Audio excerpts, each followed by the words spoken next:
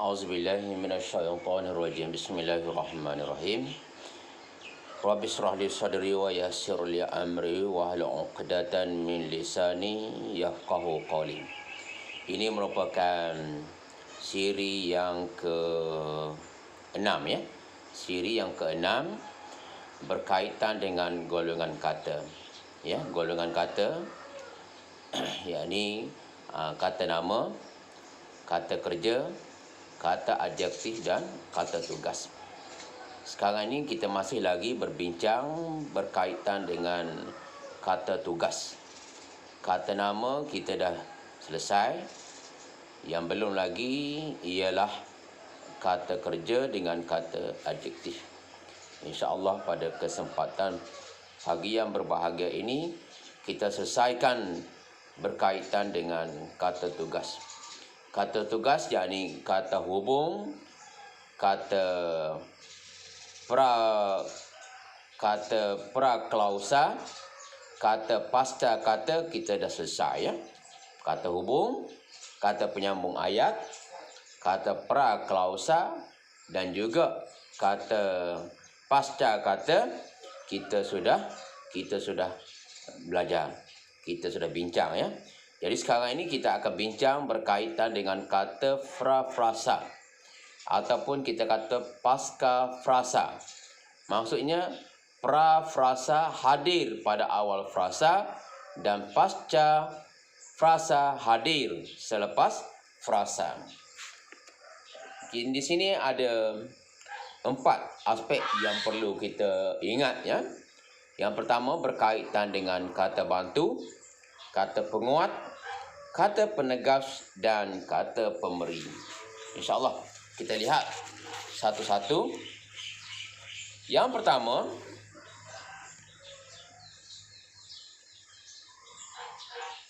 kita lihat definisi dia dahulu ya. Jadi kata prafrasa ni iaitu perkataan yang berfungsi di hadapan ataupun sebelum frasa. Fungsi kata ini untuk membantu, menguatkan, menegaskan atau menafikan, memerikan ataupun memerihalkan, menunjukkan arah dan membilang agar dapat menonjolkan maksud dalam ayat. Terdapat 6 jenis kata yang boleh dikelompokkan sebagai kata prafrasa. Kita lihat yang pertama iaitu kata arah, yakni kata yang berpasangan dengan kata seni nama. Kata ini hadir selepas kata seni nama tempat dari, di dan ke dan sebelum frasa nama ya. Jadi perkataan yang kita guna iaitu antara, atas, bawah, belakang, dalam, hadapan, luar, tengah, tepi, penjuru, samping, sisi, segi, sudut, barat, selatan, timur, tenggara dan utara ya. Okey, seterusnya kita lihat kata nafi ya.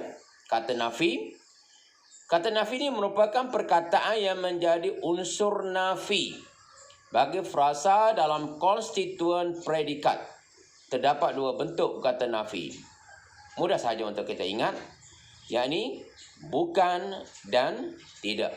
Misalnya kita kata bukan ibu, bukan kucing saya, bukan gas.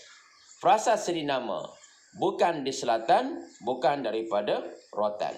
Kalau tidak, misalnya kita bincang, tidak hantar, tidak ungkit ya. Ada kekecualian yang wujud bagi kata nafi bukan, yakni boleh hadir di hadapan frasa kerja dan frasa adjektif sekiranya membawa maksud pertentangan maklumat. Bukan menghina kamu tetapi mengingatkan kamu.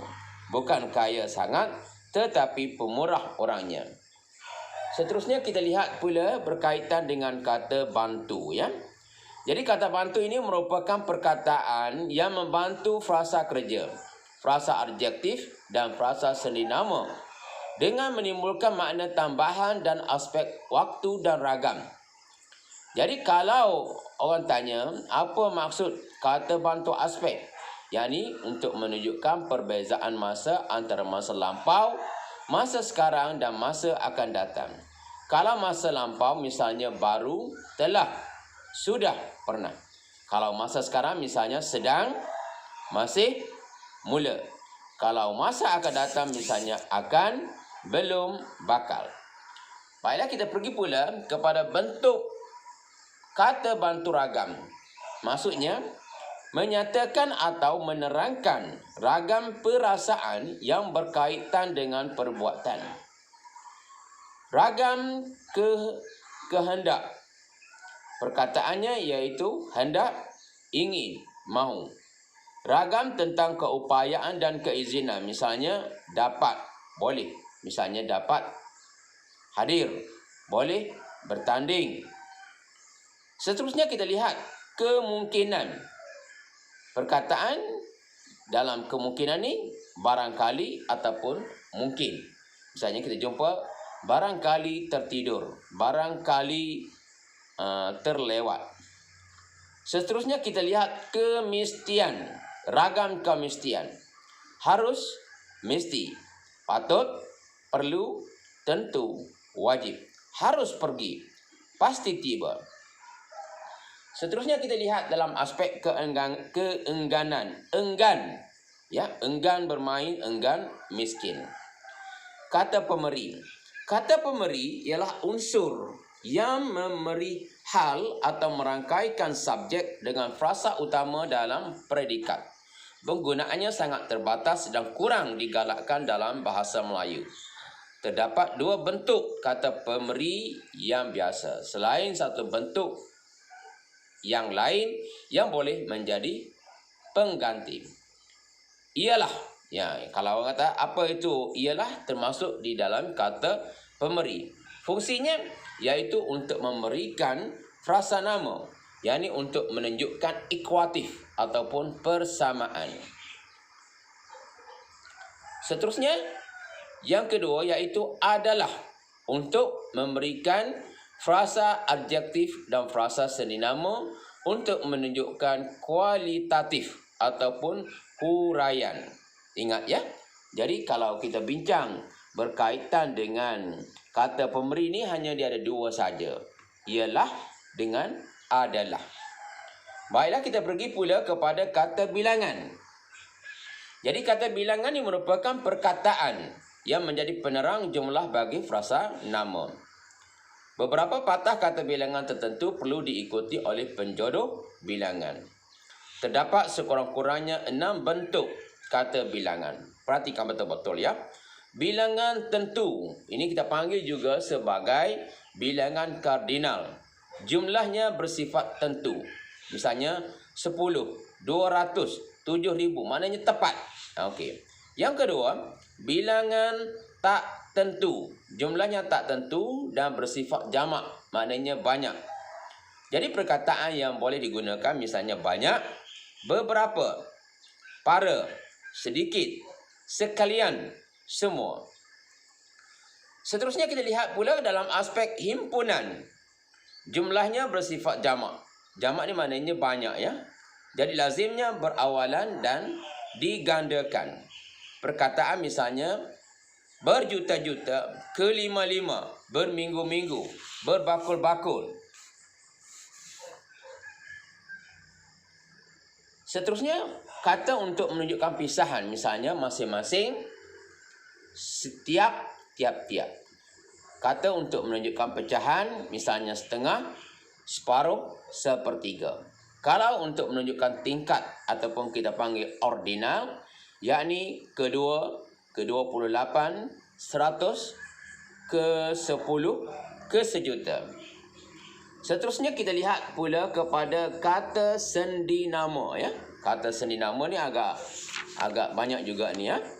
Iaitu kata sendi nama ialah sekumpulan perkataan yang hadir di hadapan frasa nama.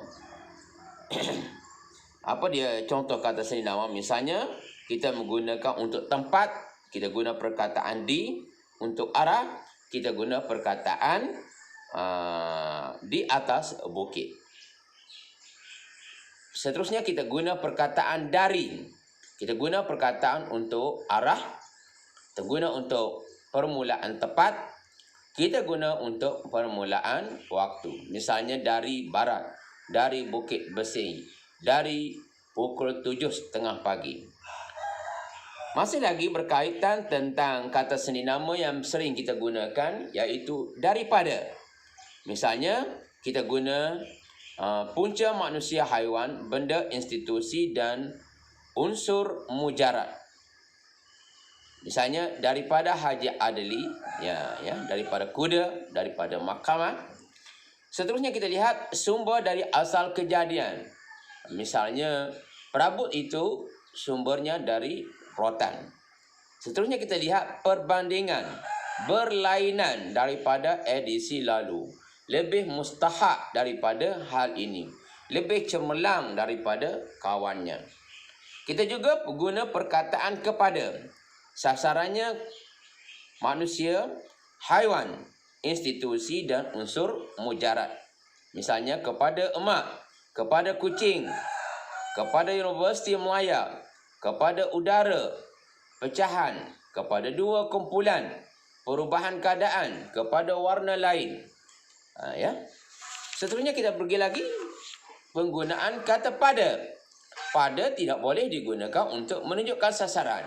Misalnya kita gunakan keterangan untuk waktu pada masa itu, pada waktu pagi.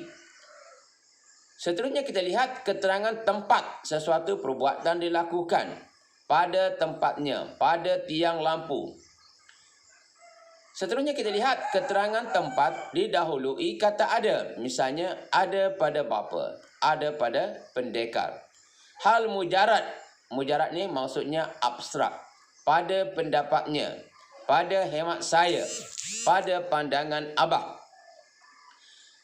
Kita jumpa lagi penggunaan kata sendi untuk, iaitu dalam konteks tertentu boleh saling berganti dengan kata sendi nama bagi. Misalnya kegunaan untuk sesuatu boleh saling berganti dengan bagi. Misalnya sumbangan untuk / bagi mangsa banjir. Bayaran untuk atau bayaran bagi pengacara jemputan. Jadi penggunaan kata bagi dengan boleh, perkataan bagi dengan untuk boleh kita gunakan bersamaan. Bahagian yang ditentukan ataupun telah diperuntukkan. Persembahan untuk tetamu.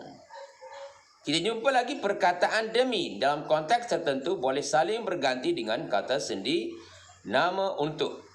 Fungsi dia iaitu tujuan boleh saling berganti dengan untuk. Misalnya demi keselesaan. Okey, seterusnya unsur penegas. Demi Allah, saya tidak berbuat perbuatan mungkar itu. Demi Rasulullah, saya akan melaksanakan tanggungjawab yang telah diamanahkan.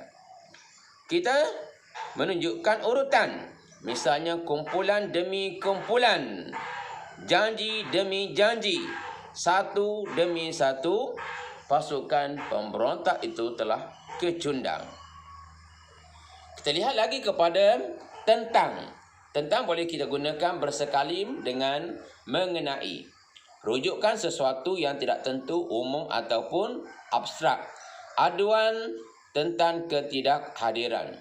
Tentang hal yang diperlakukan atau diperkatakan. Berbincang berkaitan dengan kejadian wabak. Kita jumpa lagi penggunaan kata sendi lagi, iaitu seperti, bagai, umpama, laksana, bak dan macan. Jadi perbandingan ini boleh saling berganti. Beratnya bagai batu, berlagak umpama gagak, laksana orang terkenal, cantik seperti puteri raja. Menunjukkan senarai, yakni untuk seperti saja. Jadi bahan bacaannya seperti majalah, buku, risalah, suka berbakti, seperti menolong orang susah, menyertai pasukan sukarela. Kata sendi lagi iaitu penggunaan kata sejak dan semenjak. Kita boleh gunakan bersekali. Ini ialah penanda untuk permulaan waktu. Sejak minggu lalu, semenjak permainan pertama lagi. Kita jumpa perkataan terhadap. Maknanya ialah untuk merujuk penyambut yang terdiri daripada manusia, haiwan atau benda. Contoh penggunaannya, misalnya, adil terhadap orang lain.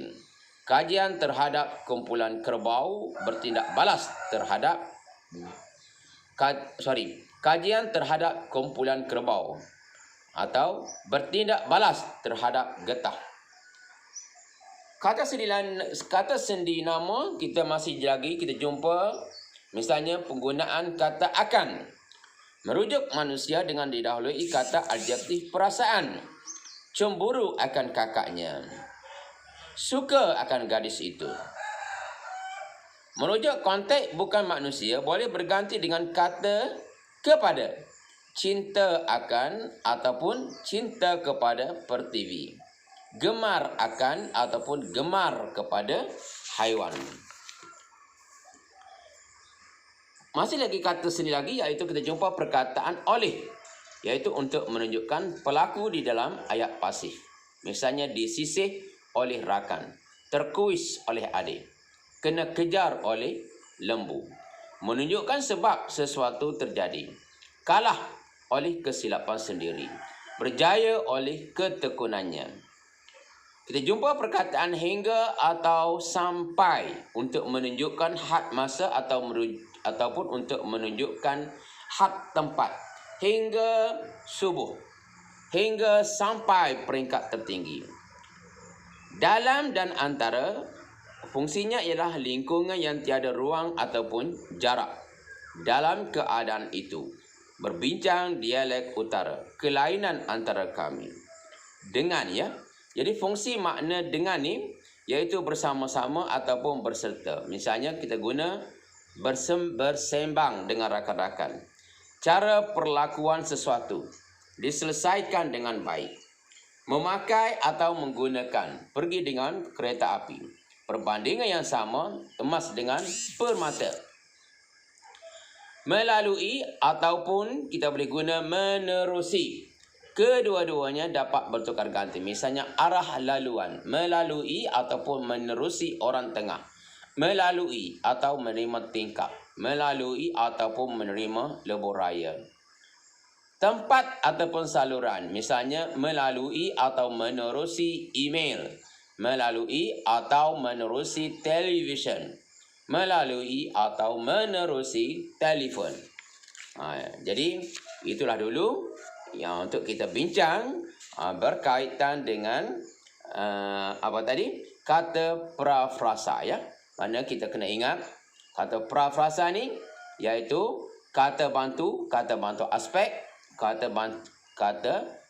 bantu, ya. Kemudian kata penguat, yakni kata penguat hadapan, kata penguat belakang, kata penguat bebas. Kata penegas untuk menegaskan subjek tadi. Kemudian kata pemberi ialah dengan adalah, ya. Kemudian kita guna perkataan kata sendi nama. Misalnya kita guna perkataan di, ke, dari, daripada, kepada, pada, untuk, slash, bagi, demi, tentang, mengenai, seperti, dengan, sejak, semenjak, terhadap, akan, oleh, dalam, antara, hingga, sampai, melalui, menerusan. Jadi kena ingat, perhati betul-betul. Jadi kata sendi nama ni memang banyak, ya. Kita kena banyak mengulang lah. Seterusnya kata arah, atas, antara, bucu, kiri. Kata bilangan, kita kena maksudnya ada kata bilangan tentu, ada kata bilangan tak tentu, ada kata bilangan himpunan, ada kata bilangan pisahan, ada kata bilangan pecahan dan juga kata bilangan tingkat. Dan ada satu lagi iaitu kata adverba, ya. Iaitu kata adverba jati. Kata adverba ni maksudnya kata kerja yang asalnya daripada kata adjektif. Kata adverba yang asalnya daripada kata kerja. Kata adverba ataupun gandaan. Jadi itu dulu untuk hari ini berkaitan dengan kata prafrasa dan juga pasca frasa. Untuk topik ini agak banyak juga, ya. Jadi caranya ialah kita cuba dengar video ini berulang-ulang kali. Seterusnya kita ambil pensel, kita tulis kembali. Selepas kita tulis kembali tadi, kita cuba ingat, kita hurai kembali. waktu kita ada masa, kita hurai kembali berkaitan dengan kata pra-frasa dan pasca frasa. Kalau kita tak mampu untuk hurai secara lisan, ini menunjukkan ataupun sebagai penunjuk kepada kita bahawa maklumat yang kita baca itu tidak sampai. Bila dah kita buat dengan peta minda, kita boleh hurai secara lisan tanpa rujuk buku. Ini bermakna proses pengukuhan kita sudah mencapai matlamatnya. Hanya bila-bila waktu sahaja lagi, kalau maklumat yang sudah ada dalam fikiran kita ini diperlukan, maka maklumat itu dengan izin Allah akan keluar untuk kita gunakan, insya-Allah ya. Jadi sekian dulu untuk hari ini. Hari ini agak lama sedikit, iaitu lebih kurang 21 minit ya. A'udzubillahi minasyaitonirrajim. Bismillahirrahmanirrahim.